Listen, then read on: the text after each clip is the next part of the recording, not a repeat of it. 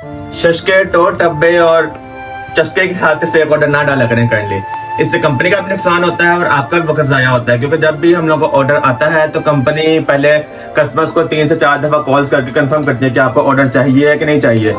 तो वैसे भी एक हदीस मुबारक है कि जी तमाम मुसलमान एक जिस्म के मानित है, और जब किसी जिस्म के एक हिस्से को दर्द होता है तो सारा का सारा जिस्म दर्द से जो है ना वो चूर हो जाता है। तो इसी तरह अगर हमारा नुकसान होता है तो आप लोग देखें, हम आपको मुसलमान भाई हैं तो आप लोगों को हमारा ख्याल करना चाहिए।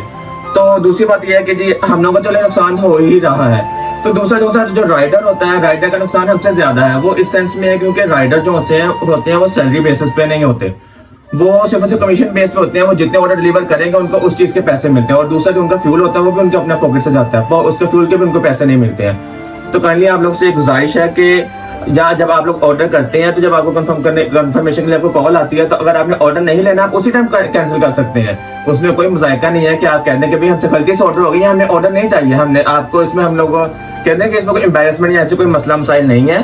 तो काइंडली हम आपके भाई हैं, आपने हमारा ख्याल करना और हमने ही आपका ख्याल करना है। अस्सलाम पाकिस्तान।